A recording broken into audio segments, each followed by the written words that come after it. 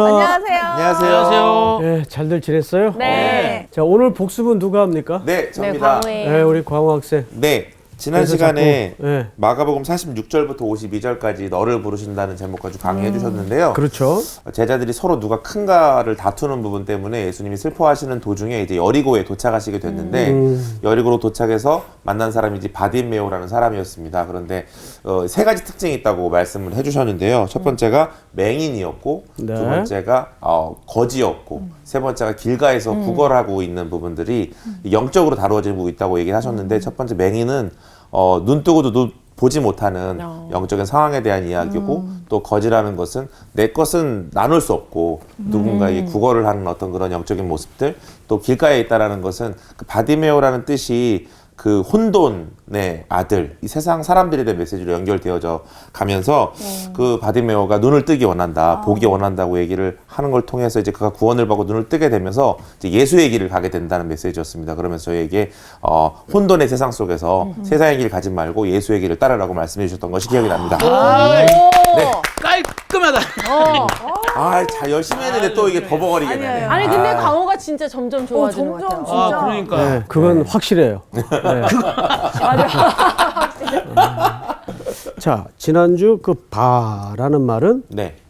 누구누구의 아들. 디메오. 디메오. 디메오라는 말은 말씀하신 대로 네. 불결, 혼돈, 네. 더러움 뭐 이런 뜻이죠. 그러니까 이건 이름이 아니죠. 네. 네. 하나의 그 거리에서 인생을 살아갈 수밖에 없는 한 청년의 그 세상이 붙여준 별칭 같은 네. 슬픈 이름이죠. 네. 예. 자, 그런데 이 바디메오가 누굴 만나요? 예수님을. 예, 예수 그리스도를 만나요. 길에서. 길이라는 것은 인생의 수단, 방법, 방식. 네. 그러니까 이 바디메오가 길에서 예수를 만났다는 것은 그가 살던 삶의 패턴과 방식 속에서. 근데 예수를 향해서 뭐라 그랬죠?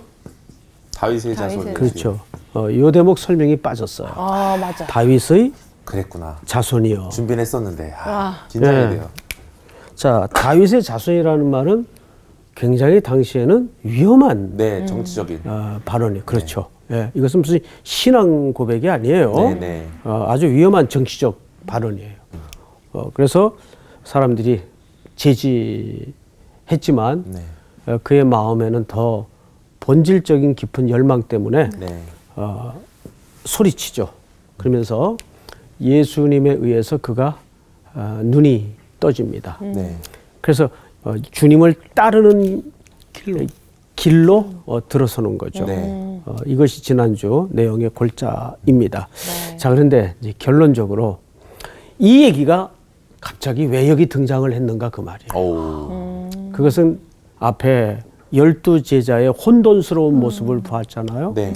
지금 예수님과 삶의 길을 동고동락하면서 이제 십자가를 향하여 점점 나아가고 있지만 제자들은 그 십자가의 길을 전혀 네. 알아듣지도 깨닫지도 못했던 혼돈 속에 있는 제자들이었어요. 네.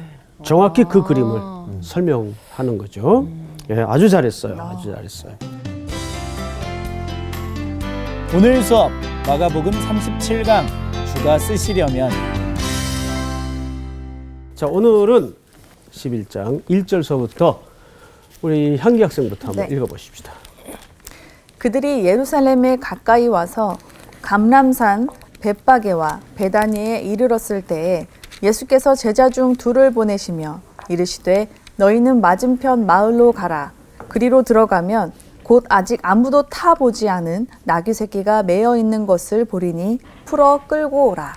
만일 누가 너희에게 왜 이렇게 하느냐 묻거든 주가 쓰시겠다 하라. 그리하면 즉시 이리로 보내리라 하시니 제자들이 가서 본즉 나귀 새끼가 문 앞 거리에 매여 있는지라. 그것을 푸니 거기 서 있는 사람 중 어떤 이들이 이르되 나귀 새끼를 풀어 무엇 하려느냐 하매 제자들이 예수께서 이르신 대로 말한데 이에 허락하는지라. 나귀 새끼를 예수께로 끌고 와서 자기들의 겉옷을 그 위에 얹어 놓음에 예수께서 타시니 많은 사람들은 자기의 겉옷을 또 다른 이들은 들에서 벤 나뭇가지를 길에 펴며 앞에서 가고 뒤에서 따르는 자들이 소리 지르되 호산나 찬송하리로다 주의 이름으로 오시는 이여 찬송하리로다 오는 우리 조상 다윗의 나라여 가장 높은 곳에서 호산나 하더라. 아멘. 예, 수고하셨습니다. 자, 오늘은 이제 나귀 이야기를 좀 하겠습니다. 나귀. 예, 지금 예수님은 여리고에서 출발해서 네. 어디로 가고 있죠? 예루살렘. 예, 네. 예루살렘으로 가고 있어요. 우선 여리고는 고대 도시 중에 하나죠. 아주 오래된 도시고 이 지역은 특별히 물이 많아요. 예. 여리고에서 어디로 가고 있죠? 예루살렘. 그렇죠. 예루살렘. 보통 예루살렘으로 갈 때는 사람들이 이제 올라간다라는 표현을 써요. 올라간다. 근데 사실 지형도 약간 언니야. 약간이 아니고 약간 많이 올라가 있어. 가파릅니다. 예. 여리고는 해발 그 250 정도가 낮아요. 해면을 기준으로. 근데 여기는 한 790 정도. 많이 높네요. 예, 해발에서. 그러니까 거의 직선 거리로라면은 1km 이상의 맞아요. 높이가. 그러니까 어마어마하게 높은 데죠. 네. 자, 여기를 이제 예수님이 오르고 계세요. 자, 그런데 성경을 좀 잘 보세요. 그들이 예루살렘에 가까이 와서 감람산 벳바게와 베다니에 이르렀을 때, 자, 이 예루살렘 근처에는 감람산이 있어요. 근데 이 감람산은 사실상 예루살렘 성을 중심으로 한 에어리어로 봅니다. 근데 이 감람산 양 끝에 벳바게와 또 하나 뭐죠? 배단. 대단히. 배단이. 기억하세요. 네. 벳바게, 그다음에 배단. 베다니 이렇게 이름이 있는데 벳바게라는 이 벳이라는 말은 이것도 사실은 벳이라는 말인데 이 집이란 뜻입니다. 아, 집, 베이트, 아, 베들레헴 할 때. 그렇죠. 베들레헴. 집이라는 뜻이에요. 그러면 바게는 뭐냐면 뭘 것 같아요? 바게트. 빵. 바게트. 그렇지. 바게트. 생각은 내가 그 소리 안 나오나 했어요. 바게트 무슨 빵집이 아니고 이 바게라는 건 집 밖에. 무화과. 무화과. 무화과의 집이라는 집. 뜻이에요. 무화과의 집. 그럼 단위는 뭘까요? 그러면 단위는 뭘 것 같아요? 단위는 이중적 의미가 있어요. 이거는 슬픔 슬픔? 또는 위로, 기쁨. 응? 그러니까 무슨 뜻인가 하면 완전히 슬픔의 마을이면서 동시에 위로가 필요한 마을인데 그 결과는 기쁨으로 기쁨이다 그 말이에요. 그러니까 이런 다중적 그 언어 플레이가 성경에는 굉장히 그 지역의 명칭 속에 많이 담아져 있어요. 그러니까 슬픔의 집이면서 동시에 위로. 뭐가 필요한 집이에요? 위로. 위로가 예. 필요하고. 그리고 뭘 열망하는 집이 될까요? 기쁨. 그렇죠. 기쁨이 열망된 어떤 공간, 집. 근데 여러분 그 배단이 하면 떠오르는 인물 없어요? 말뜻날뜻. 옛날에 그 배단이 상인이라고. 베니스의 상인 아니에요? 아, 베니스. 아, 멋지다. 정말 뭐라 아무 말 대잔치. 창피하네요. 정말 네. 대단하다. 저도 창피하네. 제가 성서학당 선생님으로 깊은 좌절이 와요. 어떻게 배단이 상인이라고. 자, 그건 그렇고 우리 저기 상훈 학생이 좀 이렇게 분위기를 좀 풀어주려고 그런 것 그럼요. 같아요. 네. 예, 그렇죠? 네. 여기 보면 나사로와 그 자매들이 모여 살던 마을이죠. 예. 그런데 그 마을에는 그 슬픈 인생의 군상들이 많이 있었겠죠. 자, 근데 문제는 뭐냐면 성경을 좀 보십시다. 벳바게와 베다니에 이르렀을 때 이렇게 돼 있어요. 예수께서 제자 중 둘을 보내시며 제자 중에 며칠 보내요? 둘. 제자 중 2명을 보내요.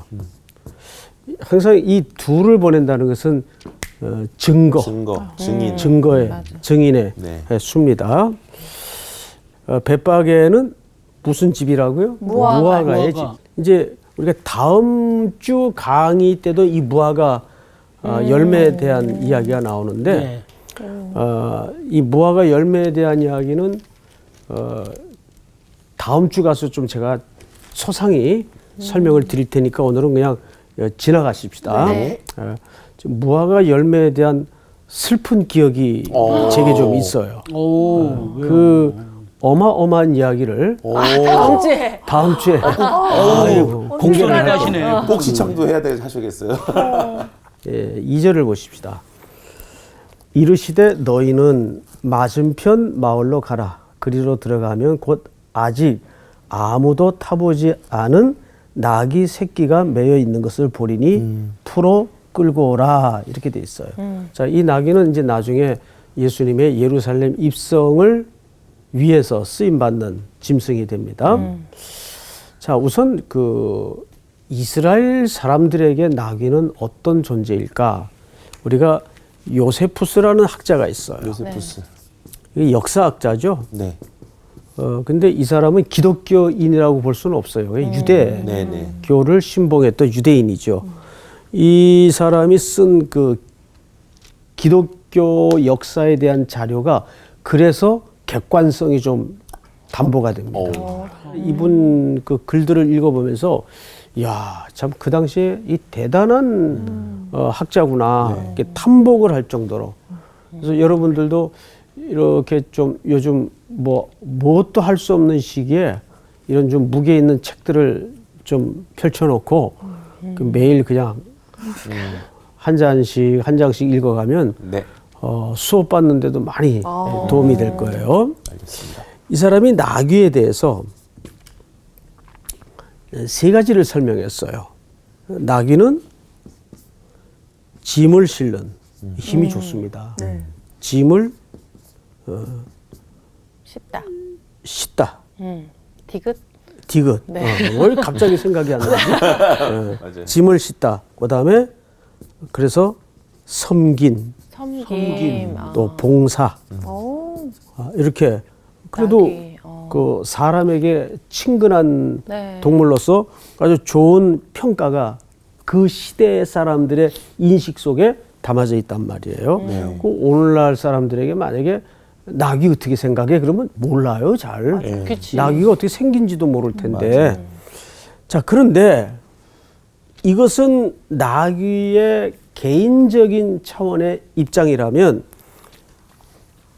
유대 사람들은 나귀와 말을 어떻게 이해했는가를 좀 알 필요가 있어요.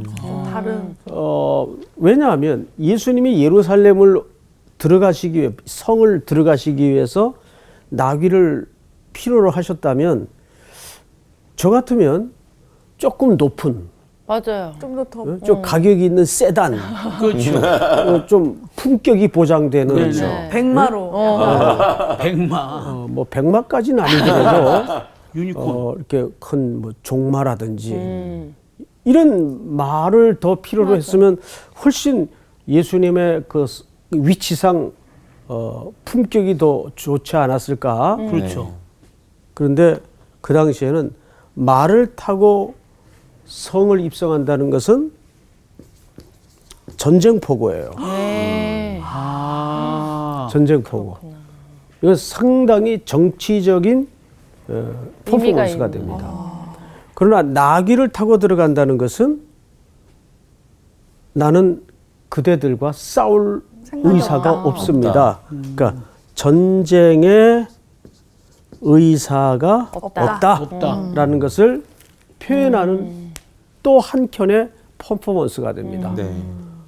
그래서 예수님이 나귀를 부르시고 나귀를 요구하신 거예요. 네. 네. 자, 그러면 이것을 여러분들이 예수님 입장에서만 생각하지 말고 제자들 입장에서 생각을 해보자고요. 왜 웃었죠, 광호 학생? 조금 뭐랄까 격이 떨어지니까 뭔가 예수님이 그러시면 자기들도 약간 초라해지는 거잖아요. 뭔가 멋있게 들어. 아니, 아니지, 들어왔을 자기네 텐데. 이 사람들 계속 이제 왕이 될 거를 제자들은 기대하고 지금 있는데 싸울 생각을 갖고 있는데 그러니까. 초라해, 초라해. 그 정도 품격의 문제 차원이 맞아. 아니에요.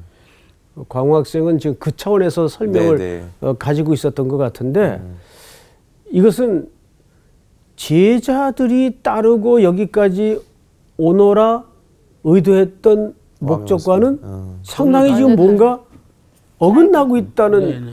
느낌을 맞아요. 가질 수가 있는 거예요. 네네. 무슨 소리인지 알겠죠? 네.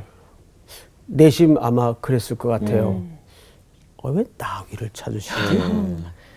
우리 말을 타고 들어가야 되는 거 아니야? 충분히. 네. 그렇죠.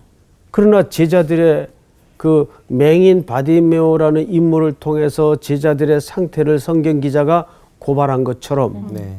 지금 이 부분도 같은 맥락에서 일관되게 지금 흐르고 있는 거예요. 네. 아직까지 제자들이 이해를 못 하고 있는. 그렇죠. 예. 우리 모습 같아요, 그냥. 맞아요. 똑같아요. 네, 자, 그런데 3절 만일 누가 너희에게 왜 이렇게 하느냐고 묻거든 누가 쓰시겠다고 하라? 주가 주가 주가. 쓰시겠다.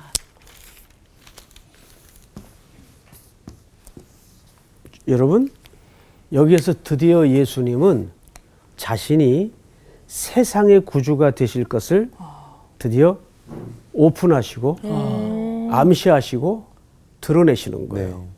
주께서 쓰시겠다고 하라. 그럼 누굴 가르치는 거죠? 본인을. 본인을 말씀하시는 거예요. 네. 본인이 주라는 거예요. 이런 식으로 설명을 합니다. 근데 계속 제자들은 못 알아들어요. 네? 아 진짜 계속 네. 못 알아듣네.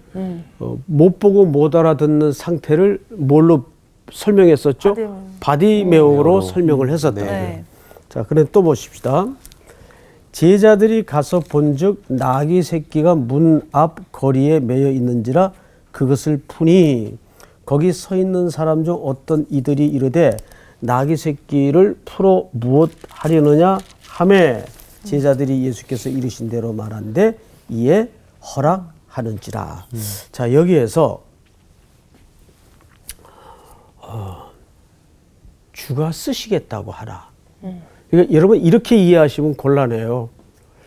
제자들 이제 둘을 불렀어요. 이제 상훈이하고 광우를 예수님이 불러서 네. 예를 들어 건너편 마을 가면 그 길거리에 나귀 하나 매여 있을 거다. 가서 풀어와라. 그리고 그 주인이 뭐라 그러거든. 주가 쓰시겠다고 하라. 이 주를 설명했어요. 근데 진짜 가서 보니까 나귀가 하나 매여 있고 네. 똑같은 예수님의 예측된 상황이 지금 벌어져 있는 거예요. 네. 이거 갖다가 뭐 하려느냐. 우리 주께서 쓰신다고 하십디다. 그 주인이 군말 않고 내줬어요. 네. 이 말이 돼요? 말이 안 되죠. 미리 얘기된 말이 거. 안 되죠. 그러니까. 그러니까. 또 그런데 말이 되죠. 말이 되죠. 자, 나귀가 되지. 우리 빨리 스가랴서 9장을 열어보십시다. 다 찾으세요, 같이. 스가랴서 9장.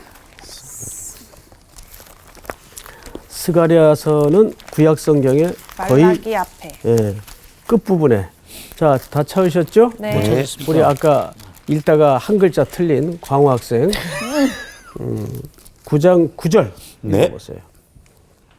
시온에 따라 크게 기뻐할지어다. 예루살렘의 딸들아 즐거이 부를지어다. 보라 내 왕이 내게 임하시나니 그는 공의로우시며 구원을 베푸시며 겸손하여서 나귀를 타시니 나귀의 작은 것 곧 나귀 새끼니라. 네. 더 읽을까요? 벌써 수백 년 전에 스가랴 선지자를 통해서 오늘날 예수님의 이 예루살렘 입성을 향한 준비와 퍼포먼스가 예언돼 있어요? 예언돼 있지 않아요? 예언되어 예언되어 있습니다. 예언돼 있죠. 정확하게 9장 9절 하반절에 보니까 나귀 새끼까지. 그는 공의로우시며 구원을 베푸시며 겸손하셔서 나귀를 타시나니 나귀의 작은 것 곧 나귀 새끼니라. 그러니까 오늘 마가복음의 기자의 설명과 일치합니까 안 합니까? 일치합니다. 자, 그 다음에 한 군데만 더 읽어보십시다. 스가랴서 14장을 넘기세요. 14장 4절을 우리 수혜 학생 한번 읽어보세요. 그날에 그의 발이 예루살렘 앞 곧 동쪽 감람산에 서실 것이요 감람산은 그 한가운데가 동서로 갈라져 매우 큰 골짜기가 되어서 산 절반은 북으로 절반은 남으로 옮기고 그 산 골짜기는 아셀까지 이를지라 너희가 그 산 골짜기로 도망하되 유다 왕 우시야 때에 지진을 피하여 도망하던 것 같이 하리라. 나의 하나님 여호와께서 임하실 것이요 모든 거룩한 거기까지만 자들이 일단 주와 함께하리라. 읽어보십시다. 4절을 보니까 그날에 그의 발이 예루살렘 앞 곧 동쪽 감람산. 어디에? 감람산에. 감람산에. 오늘 감람산이 나옵니까 안 나옵니까? 나옵니다. 나오죠. 그러니까 자 이겁니다. 예수님의 예루살렘을 향한 평화의 행렬은 이것은 전쟁을 위한 행렬이 아니에요. 나귀를 타신 걸로 보아서 자 전쟁을 통해서 힘과 힘의 충돌과 격렬한 대치를 통해서 이루어지는 평화는 누가 추구하는 평화입니까?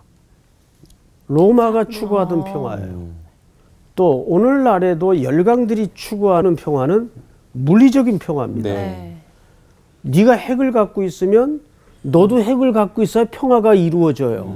맞아요, 틀려요? 맞습니다. 예, 그건 진정한 평화가 아니죠. 네. 그건 전쟁을 담보로 유지되는 힘의 균형이라고 하지. 그건 성경과 하나님이 이루고자 하시는 평화의 모습이 아니에요. 네. 그런데 예수님은 그런 방식으로 평화를 가져오는 분이 아닙니다. 네. 그러면서 이 예수님의 예루살렘 성을 향한 퍼포먼스는 이미 스가랴 선지자를 통해서 예언. 수백 년 전에 예고되고 예언되었던. 네. 그러니까 여러분 하나님의 스케줄,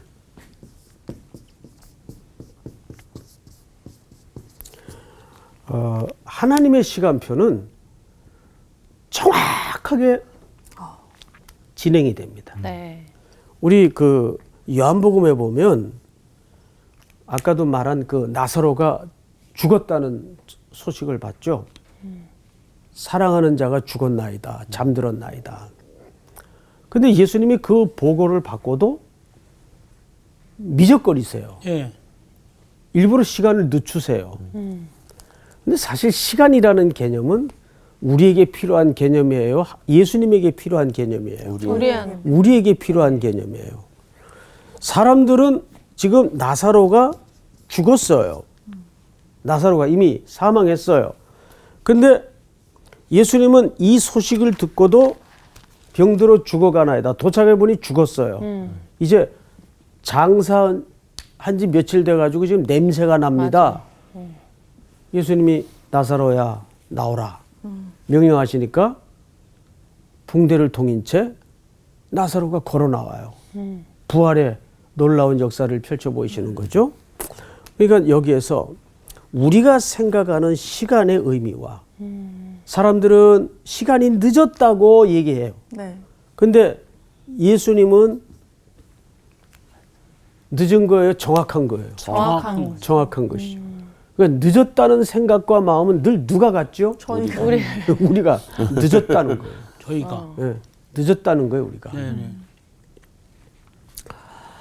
그래서 고린도전서 13장에 보면 세 가지를 얘기합니다. 첫째, 우리는 다 부분적이에요. 그런데 그때가 되면 온전해져요. 또 지금은 힘이에요. 거울을 보는 것 같이. 근데 그때가 되면 또렷해져요. 실물을 보는 것처럼 네. 선명. 확실해져요. 확실히. 그리고 세 번째는 이 모든 게 지금 어디에 걸려 있는가 하면 지금. 네.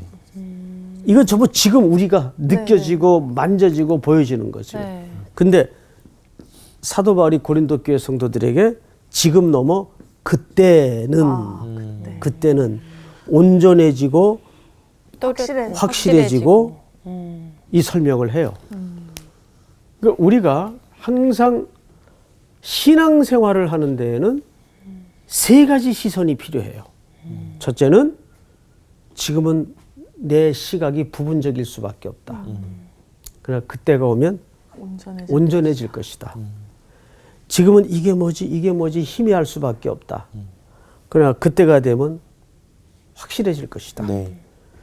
나는 지금 어디에 있다? 지금이라는 시간에 서 있어요. 어디를 가고 있죠? 그때를 향해서 가고 있어요. 그렇죠, 여러분? 네. 네. 그래서 우리는 항상 이성과 감성과 마인드를 네. 항상 하나님의 스케줄을 중심으로 이해를 갖는 훈련과 습관이 필요해요. 네. 네라고는 하는데 잘 안 되죠? 네. 예. 저도 그래요, 사실. 당장 뭐가 좀 만져지면 좋을 것 같고 눈으로 확인되고 보여지면 확실할 것 같은데 그게 잘 안 돼요. 그래서 그 이번에 그 미국의 대통령으로 당선된 그 바이든 이분이 굉장히 역경이 많았더군요. 네, 그렇더라고요. 예? 교통사고로 한날 한시에 사랑하는 딸을 잃고 또 아내를 잃었어요. 그 이후에도 그가 겪었던 그 역경을 보면 야, 한 사람이 어떻게 이렇게 엄청난 일을 겹겹이 겪을 수 있을까? 근데 그가 대통령 당선이 되고 나서 수많은 인터뷰 요청 속에 또 그의 평소의 글 속에 밝혀진 속 얘기가 하나 있더라고요. 자기가 그렇게 힘겨울 때마다 버틸 수 있었던 힘이 뭐냐면 내 책상에 언제나 액자에 놓아진 아버지께서 내게 물려준 2컷짜리 만화 그림이다. 그래서 제가 그 찾아봤더니 정말 그 집무실 책상 앞쪽에 그 아버님이 이 바이든에게 물려준 2컷짜리 만화가 있더라고요. 그 만화의 내용이 어떤 내용인가 하면 첫 번째 컷은 막 하늘에서 뇌성병력이 쳐요. 폭풍우가 몰아치고.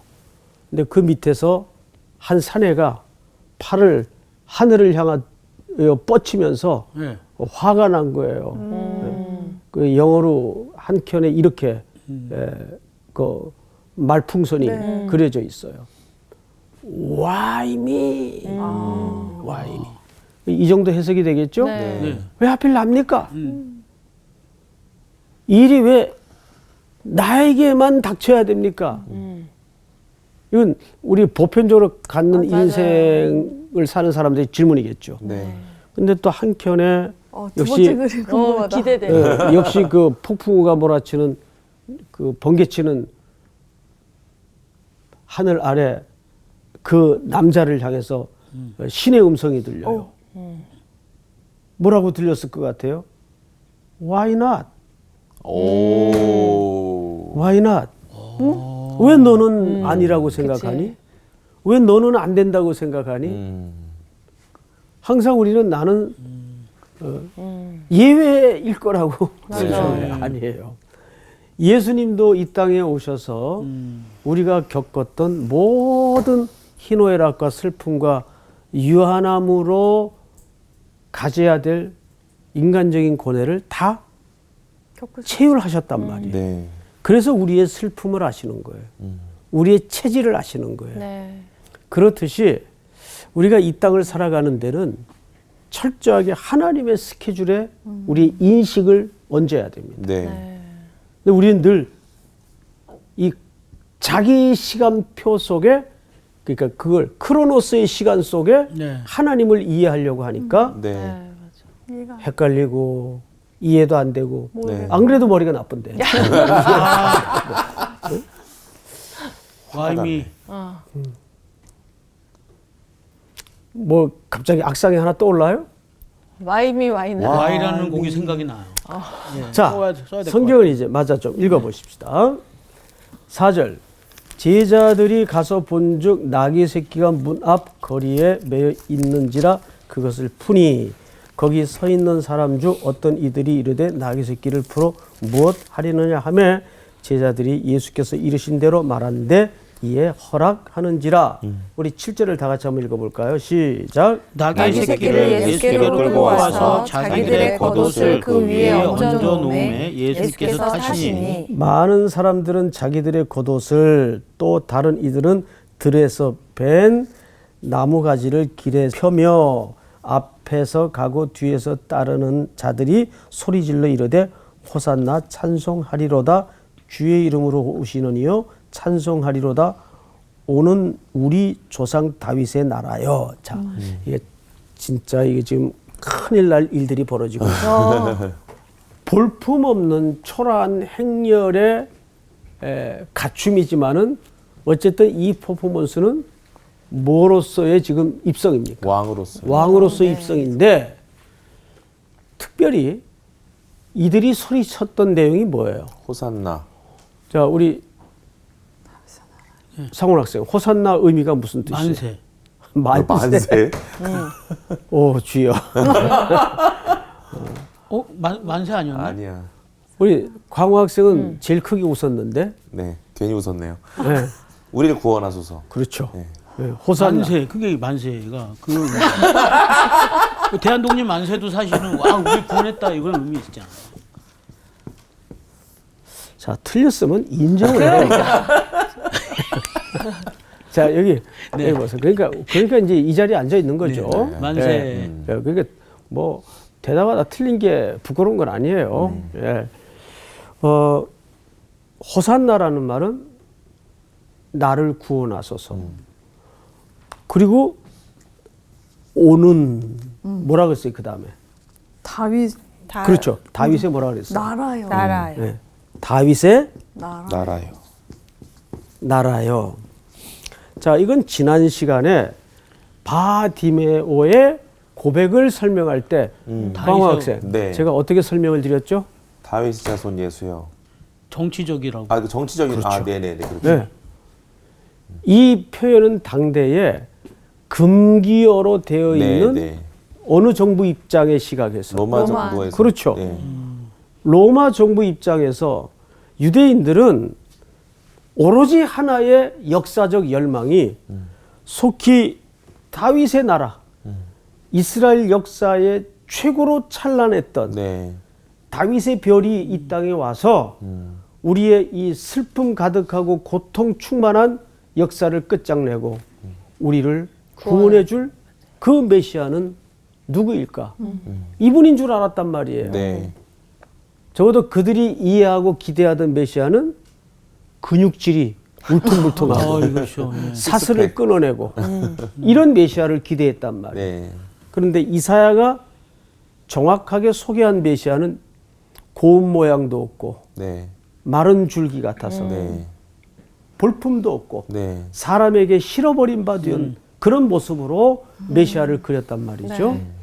그러니까 지금이라는 시간 속에 사람들의 기대의 메시아와 성경이 일관되게 흔들림 없이 추구하는 메시아는 많은 간격이 있었단 말이에요.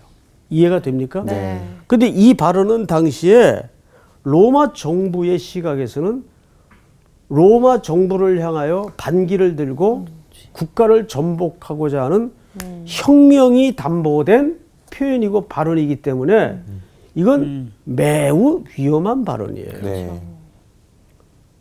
그런데 오늘 성경 10절에 보니까 이렇게 표현되어 있죠. 찬송하리로다 오는 우리 조상 다윗의 나라여 가장 높은 곳에서 호산나 하더라. 자, 우리는 여기서 몇 가지 좀 정리를 하고 오늘 강의를 마쳐야 될 것 같습니다. 로마나 유대인들이 추구했던 평화의 성격은 다 틀렸어요. 네. 그렇죠? 네. 둘 다 틀렸어요. 예수님이 꿈꾸던 평화의 나라는 그들이 기대하던 그런 나라가 아니었습니다. 두 번째는 주가 쓰시겠다. 하라. 그래서 수혜 학생, 네. 주님이 쓰신 게 뭡니까? 나귀 새끼. 그렇죠. 네. 나귀 새끼죠. 그렇다면 우리에게 쓸모없는 인생이 있을 수 있을까요?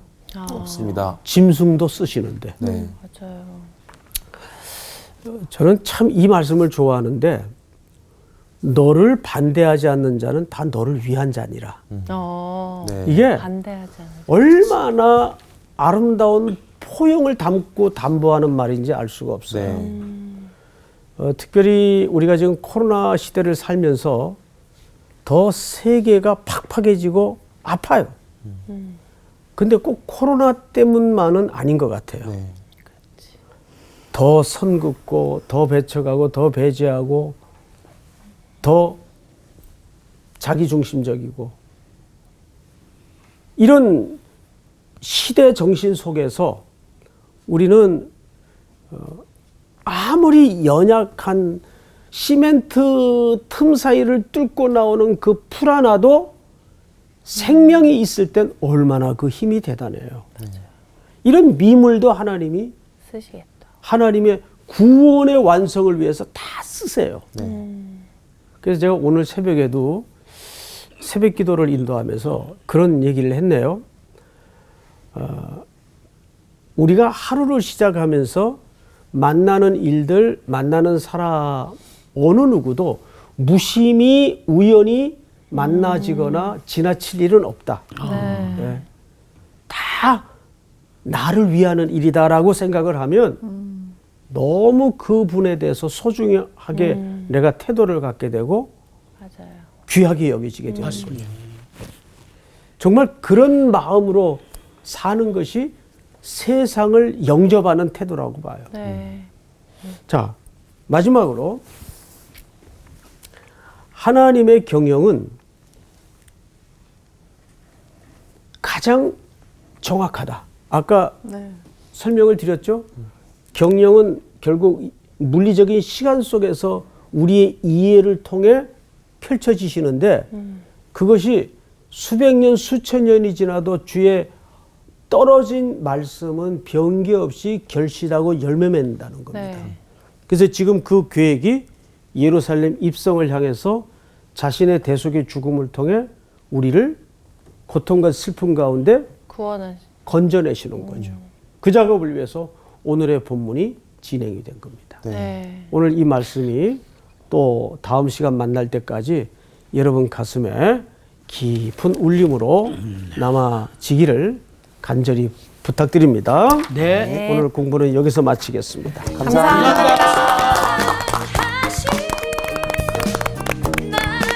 그 CCM 노래 중에 나귀라는 노래들도 있거든. 그래? 들으면 참 은혜가 되는 게, 아, 그래, 내가 나귀 같은 사람이었는데, 우리 써주시는 게 얼마나 감사한가 이런 생각을 하게 되는데, 오늘 다시 한번 또 나귀가 등장해서 너무 좋았던 것 같아요. 나는 그 사람도 판단하지 말라고 하잖아. 우리 기준으로 하나님 사랑하시는 맞아, 사람이니까. 맞아. 근데 사람뿐만 아니라 어느 작은 것 하나도 우리가 그렇게 소홀히 대하면 안 되겠다는 맞아. 생각이 좀 드는 거.